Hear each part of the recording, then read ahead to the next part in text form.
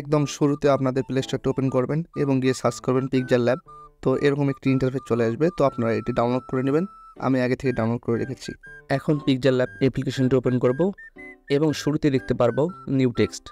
এটি আমরা ডিলিট করে দেব, কারণ এটি আমাদের প্রয়োজন নেই। এখন আমরা একটি কালো রঙের ক্যানভাস নিব, অর্থাৎ কালো রঙের ব্যাকগ্রাউন্ড নেব। এই জন্য কালার অপশনে ক্লিক করব। যে কোনো কালারে কিন্তু আপনারা ব্যাকগ্রাউন্ড নিতে পারবেন। তো ব্যাকগ্রাউন্ড নেওয়া হয়ে গেলে কিন্তু আমাদের একটি পিকচার প্রয়োজন, অর্থাৎ ব্যাকগ্রাউন্ড রিমুভ করে একটি পিকচার প্রয়োজন। তো আমরা এই জন্য গুগলে গিয়ে সার্চ করব ব্যাকগ্রাউন্ড বিজি।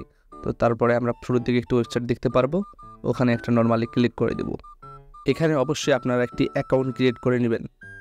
এখন আপনারা আপলোড ইমেজ অপশন দেখতে পাচ্ছেন, ওখানে ক্লিক করে আপনাদের পিকচারটি আপনারা ইনপুট করে দেবেন। দেখেন খুব সহজে কিন্তু ব্যাকগ্রাউন্ডটি রিমুভ হয়ে গেছে। তো এই পিকচারটি অবশ্যই আমাদের ডাউনলোড করতে হবে। নিচের দিকে ডাউনলোড অপশন দেখতে পাচ্ছেন, ক্লিক করে ডাউনলোড করে নেবেন। এখন পিক্সেল ল্যাব অ্যাপ্লিকেশনটি আবার ওপেন করতে হবে এবং প্লাস অপশন দেখতে পাচ্ছেন, ওখানে ক্লিক করে আপনারা ছবিটি ইনপুট করে দেবেন। পিকচারটি কিন্তু অবশ্যই ভালোভাবে ইনপুট করে দিতে হবে এবং মিডল বরাবর আপনারা নিয়ে নেবেন। এখন আমরা কালার ফিল্টার অপশনে ক্লিক করব এবং আমরা ব্রাইটনেসটি কমিয়ে দেবো, যাতে করে ছবিটি কালো রঙের হয়ে যায়। তো দেখেন ইতিমধ্যে কিন্তু হয়ে গেছে। এখন আমরা প্লাস অপশনে ক্লিক করব এবং আমরা প্রয়োজন মতো কিছু পিএনজি বসিয়ে দেব। তো আপনারা পিএনজিগুলো কিন্তু গুগলে সহজে পেয়ে যাবেন, তো ওখান থেকে ডাউনলোড করে নেবেন। তো আমি একটি ডান দিকে বসিয়ে দিলাম। তো আপনারা আরও কিছু পিএনজি নিতে পারেন, যে কোনো ধরনের পিএনজি আপনারা অ্যাড করতে পারেন। তো আমি দুটি অ্যাড করতেছি। তো আমাদের পিএনজি অ্যাড করা শেষ।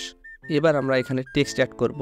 এই জন্য আমরা প্লাস অপশনে ক্লিক করব এবং নিউ টেক্সট অপশনটি আমরা কেটে দিব, দিয়ে আমরা ইচ্ছে মতো একটি নাম লিখে দেব। তো আমি আরফিন লিখেছি, এখন আমি শুভ লিখব। আবারও সেমভাবে প্লাস অপশনে ক্লিক করে আমি শুভ লিখে নেব। এখন আমি ভালোভাবে লেখাটিকে অ্যাডজাস্ট করে নিলাম। তো এরপর আমি ফন্ট অ্যাড করব। তো দুটোতেই আমরা ফন্ট অ্যাড করব, যাতে বেশি আকর্ষণীয় হয়। সেমভাবে আমরা নিচের লেখাটিতেও আমরা ফন্ট অ্যাড করব। তো ফন্টগুলো একটু ভালোভাবে দিতে হবে, যাতে আকর্ষণীয় লাগে। তো আমাদের কিন্তু ফন্ট অ্যাড করা শেষ।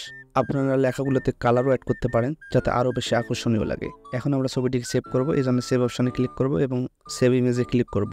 এখন কোয়ালিটিটা আলট্রা করে দিয়ে আমরা ফরম গ্যালারিতে সেভ করে নেব। তো এরপরে আমরা অ্যাপস থেকে বের হয়ে আসবো। আবার নতুন করে পিকচার ল্যাব অ্যাপটি আমরা ওপেন করব। প্লাস অপশানে ক্লিক করে আমরা ফরম গ্যালারি থেকে পিকচারটি নিয়ে নেব।